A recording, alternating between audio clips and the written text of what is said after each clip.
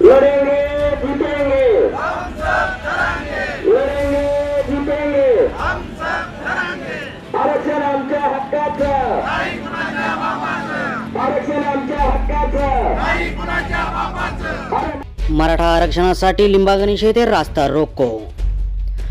आज दिनांक 18 फेब्रुवारी 2024 रोजी सकाळी 8 वाजल्याच्या दरम्यान मराठा आरक्षणासाठी लिंबागणेश येथे रास्ता रोको आंदोलन करण्यात आले। मराठा आरक्षणातील कुणबी प्रमाणपत्राबाबत सगळे सोयरे कायदा लागू करण्यात यावा या प्रमुख मागणीसाठी मनोज जरांगे पाटील यांनी आंतरवली सराटी येथे सुरू केलेल्या उपोषणाला पाठिंबा देण्यासाठी आणि संविधानिक पदावरील सरकारमधील मंत्री बेजबाबदार संवेदनाहीन वक्तव्य करत मराठा समाजाच्या भावना दुखवत आहेत याच्या निषेधार्थ मराठा सेवक डॉक्टर गणेश ढवळे लिंबा गणेशकर यांच्या नेतृत्वाखाली आज दिनांक 18 फेब्रुवारी 2024 रविवार रोजी सकाळी 9 वाजल्याच्या दरम्यान अहमदपूर ते अहमदनगर राष्ट्रीय महामार्ग क्रमांक 548D मार्गावरील मांजरसुंबा ते पाटोदा दरम्यान लिंबा गणेश येथे रस्ता रोको आंदोलन करण्यात आले। एक मराठा लाख मराठा, लढेंगे जितेंगे हम सब जरांगे, आरक्षण आमच्या हक्काचं घोषणांनी परिसर दुमदुमून गेला होता। नेकनूर पोलीस स्टेशनचे उपनिरीक्षक अजय पानपाटील यांना यावेळी निवेदन देण्यात आले।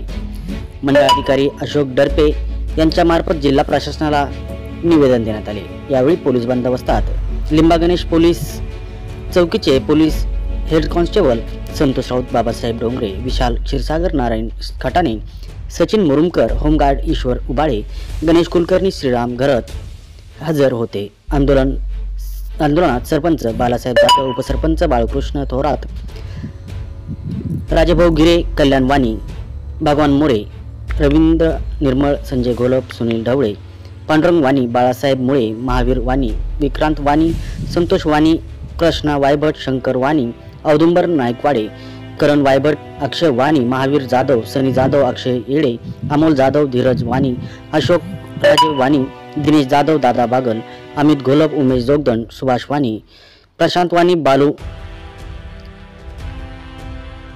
घोलप, संतोष भोसले, रामदास मुळे, दत्ता जोडगे आदी सहभागी होते। जो अधिसूचना काढली त्यानंतर सुद्धा पुन्हा जरांगे पाटलांना उपोषणाला बसायची वेळ का आली हा प्रश्न या ठिकाणी।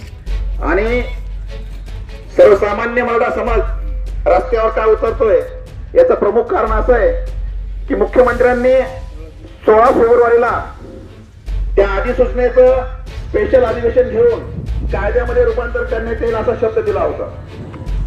मनोज जरांगे पाटील 10 तारखेपासून सगळे सोयरे कायदा हा लागू करण्यात यावा यासाठी आमरण उपोषणाला बसलेले आहेत। आज 9वा दिवस आहे। सरकार मात्र त्यांच्या अंतर्गत श्रेयवादाच्या हेतून चाल ढकल करत आहे। जरांगे पाटलासारखा माणूस स्वतःचं संपूर्ण आयुष्य खर्च करून स्वतःची प्राणाची बाजी लावून समाजासाठी सरकारमधील केंद्र सरकारमधील मंत्री असतील, राज्य सरकारमधील मंत्री असतील, ते संविधानिक पदावर बसलेले असताना सुद्धा